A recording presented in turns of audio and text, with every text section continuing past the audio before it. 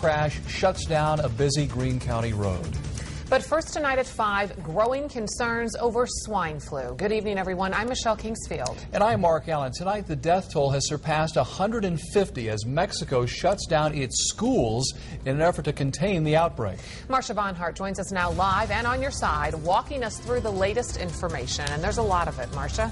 All right, thanks so much. Well, 2 News has confirmed there are currently no cases of swine flu in this area, but there is a child from a suburb of Cleveland, Northeast Ohio, recently returned from Mexico who has been diagnosed in this state. This is Dr. Jack Bernstein, infectious disease expert from Wright State University.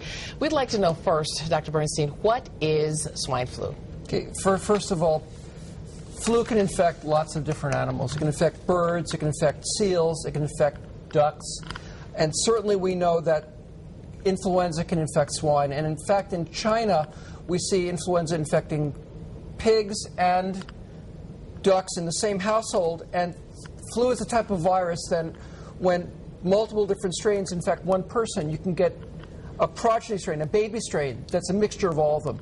This swine flu that's coming out right now is a mixture of 2 different types of pig flu and human genes, and so it's a very unique, different type of flu that's out there now. So is it easy for humans to get infected with this kind of flu? As opposed to the avian influenza that we've seen coming out in parts of the world, this appears to be more easily infected to people. And in fact, we've seen outbreaks of swine flu before.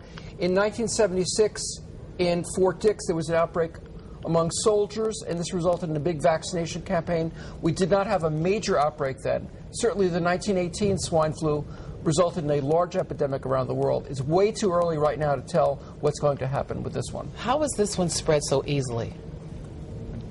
All influenza is spread in respiratory secretions, at least in people. So if you cough, if you get it on your hands, you shake hands, and then somebody wipes their nose or their mouth, it can be spread that way.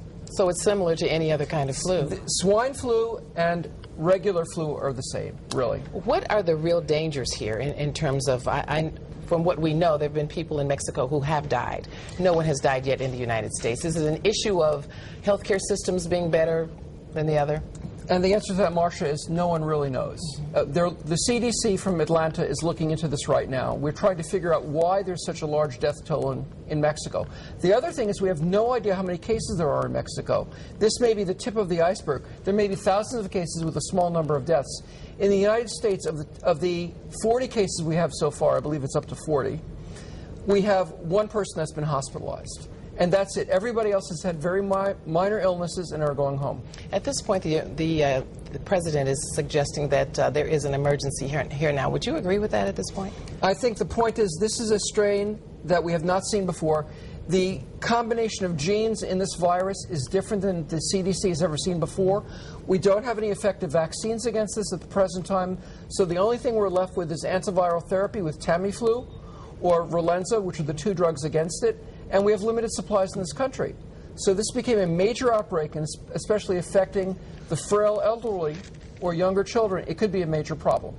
One thing we want to know, I know you've been in discussion about this issue since Friday, and the one thing we want people to understand is that you cannot get it from eating pork. I know you're getting all kinds of questions about this situation.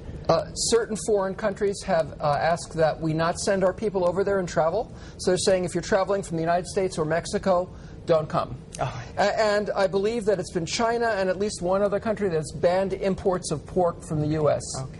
This is transmitted in respiratory secretions, not in food. It is not a foodborne illness, and there are no risks at all. And one last thing for people to listen and think about. The symptoms, are they similar to any other kind of flu? Swine flu symptoms, and at least the ones that the Centers for Disease Control has put out on their website, are exactly the same as regular flu.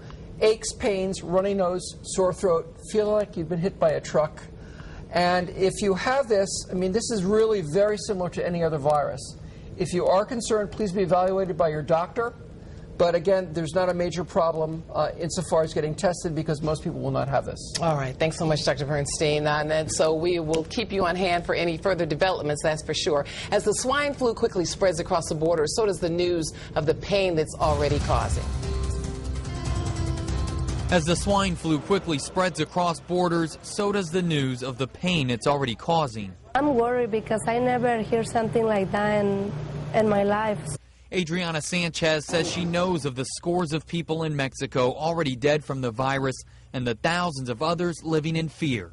Schools, daycares are closed, church too. Even the country's favorite sport, soccer, is being held in front of thousands of empty seats. So I hear that some of the teams, they gonna play, but with no people. It's gonna be closed door because, you know, the flu. So they say they lose millions. But here at the La Favorita Market on 3rd Street in Dayton, the flu still feels far off in many ways. Adriana says she doesn't personally know anyone affected, and many others we talked to around town said the same thing. You know, people keeping working, never see TV, so it's why they don't know. So for now, the virus's impact is showing up in the small things, like a canceled trip back home. My cousin from Chicago, he had plans to go Mexico in July, but he said he don't go. Jordan Burgess, 2 News on your side. And now still ahead, we have continued team coverage at 5:30. We'll hear from the Public Health of Dayton-Montgomery County, as well as check in on how Clark County is preventing swine flu. And of course, we're on your side with the comprehensive action plan at WDTN.com. We'll find the links to the CDC, the Ohio Department of Health, and the Agriculture Department. Anything you need to know to protect your family. Click on the web links tab under On Air for more information. Also, here is a hotline number, 1-866-800-1404.